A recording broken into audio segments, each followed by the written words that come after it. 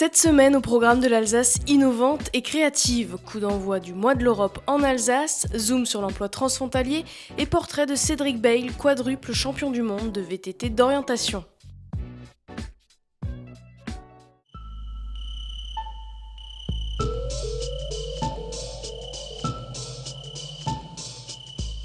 En mai, la région Alsace fait ce qui lui plaît. Elle célèbre le mois de l'Europe.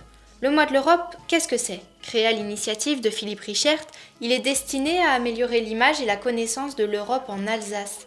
Comment ? En sensibilisant les Alsaciens, et surtout les jeunes, aux valeurs, symboles, cultures et projets européens. En 3 mots, c'est réconcilier, expliquer et promouvoir. Aujourd'hui, l'Europe apparaît plutôt comme un problème plutôt qu'une solution. Elle apparaît plutôt comme quelque chose qui fait que la vie quotidienne coûte plus cher. Elle apparaît aussi comme quelque chose qui ne sait pas forcément résoudre les problèmes. Strasbourg est capitale, mais je veux dire, l'Alsace est européenne. Je ne veux pas reprendre les mots de Pierre Fimelin qui disait je suis européen parce que je suis alsacien. C'est un peu ici, évidemment, c'est un petit peu différent. Il y a les institutions européennes présentes à Strasbourg, le Parlement européen, mais la Cour européenne des droits de l'homme. Enfin bon, je ne veux pas citer la longue liste des institutions qui sont présentes dans notre ville. Et puis il y a évidemment la frontière. Nous sommes frontaliers de l'Allemagne, de la Suisse. Ça fait que notre dimension, notre conscience européenne, notre manière de vivre l'Europe, elle est évidemment plus aiguë, plus sensible ici. Lancée officiellement le 20 avril 2015, la 5e édition du mois de l'Europe en Alsace a commencé par la projection de plusieurs vidéos réalisées dans le cadre du Bully Tour Europa. Près d'une 50aine de lycéens alsaciens étaient à cette occasion suspendus aux lèvres de Claire Auduit et Baptiste Cogitor, 2 jeunes reporters qui racontent leur périple en Europe de l'Est. On essaye de ne pas faire de la propagande pour l'Union européenne, mais de montrer un petit peu les réalités, la diversité de l'Europe, ce qui ne va pas, ce qui va bien, quels sont les rêves des Européens, quelles sont les choses qu'on partage.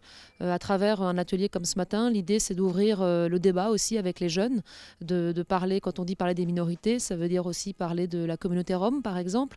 On essaye de passer par la déconstruction des clichés, mais pour passer par la déconstruction des clichés, on leur demande d'abord de nous livrer tous leurs clichés.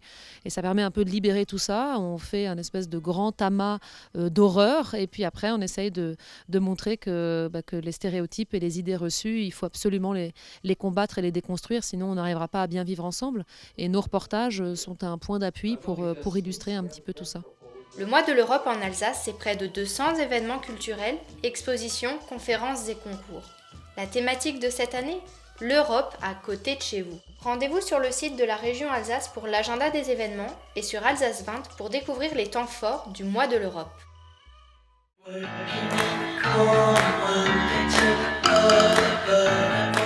Schott est l'un des principaux fournisseurs mondiaux d'emballages parentéraux pour l'industrie pharmaceutique. L'entreprise allemande a signé une embauche, celle d'un Alsacien, André Vontron. C'est la 100e dans le cadre de la politique incitative mise en place par la région Alsace dans l'intégration d'un parcours franco-allemand pour les demandeurs d'emploi. J'ai eu des moments difficiles, une période de chômage qui était assez longue.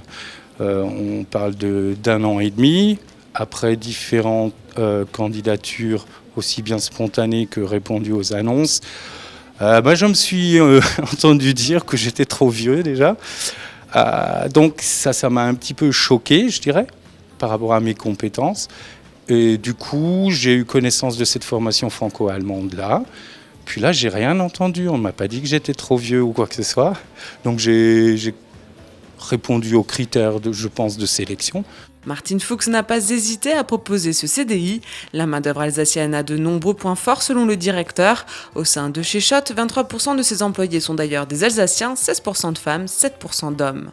Es gibt auch deutsche Leute, aber ich sag mal, in der Interaktion mit französischen Mitarbeitern gefällt uns auch hier die Ausbildung voranzutreiben und auch hier als Förderer auftreten zu können und den Mitarbeitern eine zukünftige Entwicklungsmöglichkeit bieten zu können.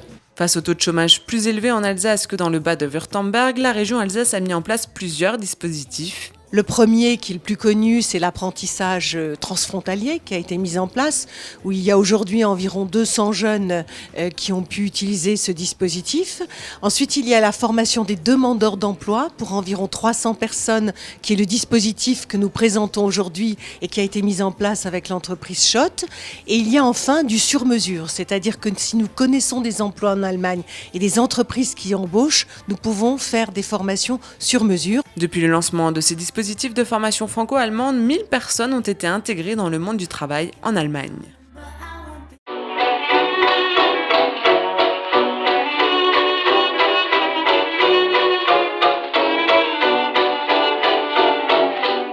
Agilité, force, endurance et concentration, ce sont les mots d'ordre pour exceller en course d'orientation VTT, un sport encore méconnu.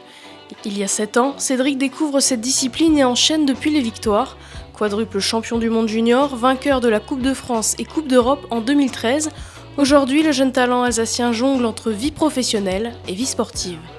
Au collège, j'ai commencé la course d'orientation à pied et ma prof de sport en fait pratiquait le VTT orientation et du coup elle m'a emmené sur des courses et m'a fait découvrir ce sport. En pédestre, on a des postes en plein milieu de la forêt. Donc pour y aller, il faut sortir des chemins, c'est un peu plus compliqué, on va dire l'approche. En VTT, en fait, tous nos postes sont sur des chemins.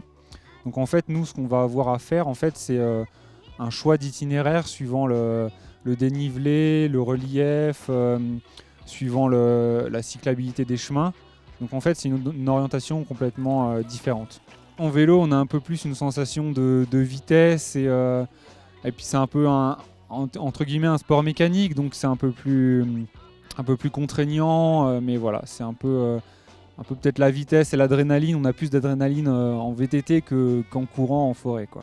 On est maître de notre vélo, donc c'est à nous de faire attention, c'est pas plus risqué.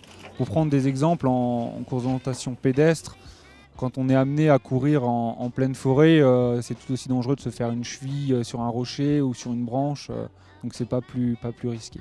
Chaque course est nouvelle en fait. On va à chaque fois découvrir de nouvelles cartes, de nouveaux paysages, de nouveaux terrains. Et en fait, on ne va jamais avoir la monotonie d'avoir une course identique.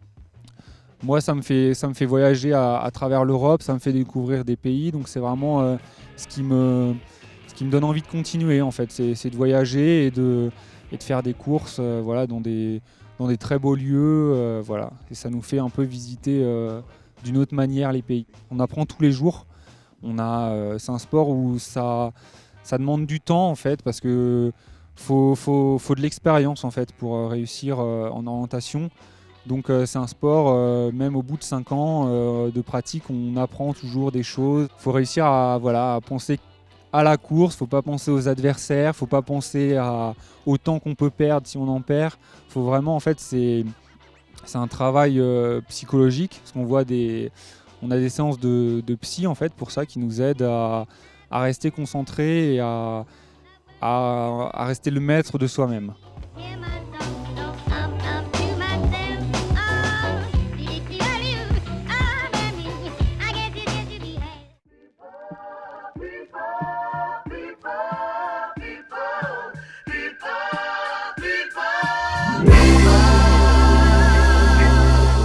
L'Alsace innovante et créative, c'est fini pour cette semaine, mais rendez-vous sur alsace20.tv pour revoir ce programme.